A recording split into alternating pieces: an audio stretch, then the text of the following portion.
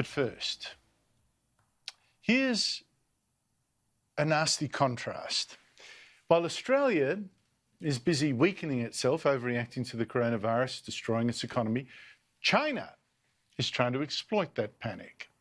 There is a huge power shift underway. Yes, China did give the world this virus, but now China is trying to flood the world with its aid to win friends and influence people. It's astonishing. China still claims to be a third world country. No money. Still claims to be a third world country when it comes to global warming, because that lets it double its own emissions under the Paris Agreement, while the US and the rest of us in the West are supposed to cut our own emissions at huge cost to our economies.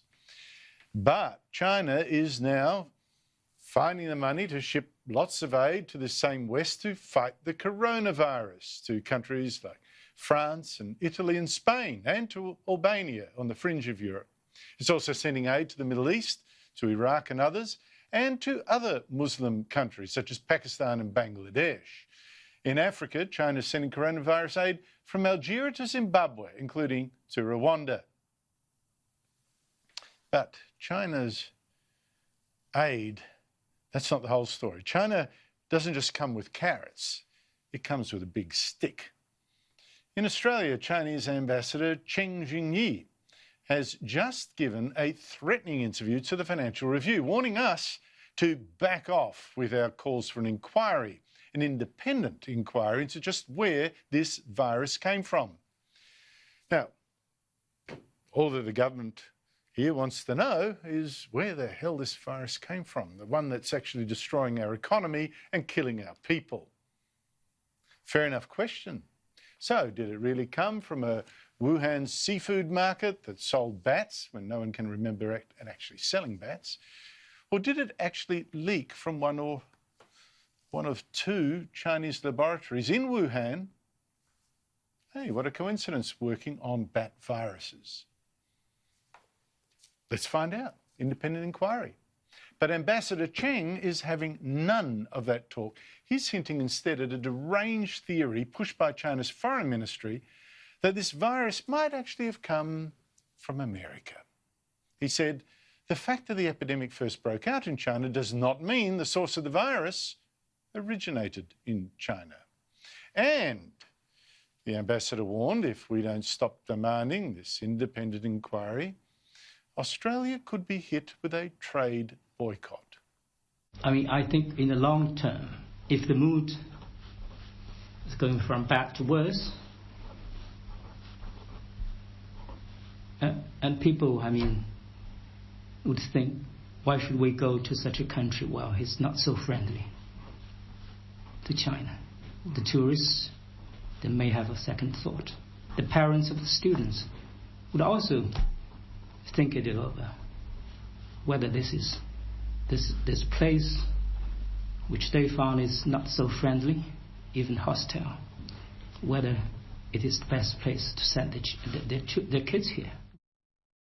And he said they might not keep eating our meat and drinking our wine. Well,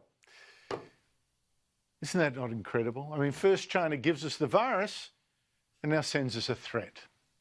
Foreign Minister Marise Payne today said that any suggestion that economic coercion is the right response to our call for an independent inquiry, well, she rejects it.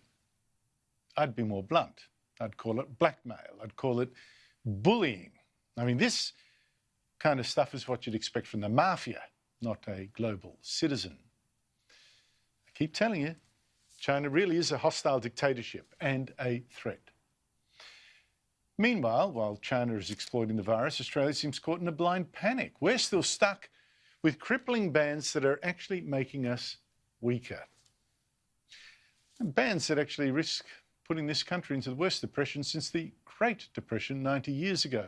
And we're keeping these bans despite the fact that we've had just 9 new infections in the whole country in the 24 hours to 3 o'clock. Just 9.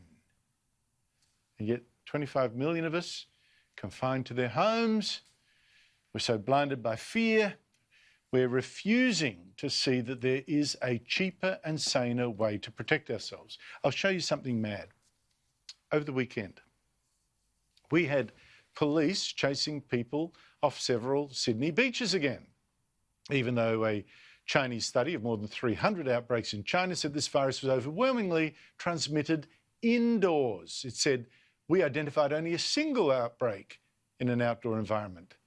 Now, to back that up, last week, William Bryan, the Science and Technology Advisor to the US Department of Homeland Security, said the virus lasts just 2 minutes when exposed to sunlight. Now you inject the sun, the half-life goes from 6 hours to 2 minutes. That's how much of an impact the UV rays has on the virus. The half-life goes to 2 minutes, so the virus hangs on a little bit longer. But here we have police actually chasing Australians off the beaches. That must be one of the safest places you could actually be. Meanwhile, take a look at where people are actually dying and which people are dying. These are not beach bunnies. Here are just the latest 6 deaths since Thursday. There are 2 men in their 90s. Before them, an 83-year-old in a nursing home and a 90-year-old in a community hospital. Then there was a 96-year-old in a nursing home and a 79-year-old in an aged care home.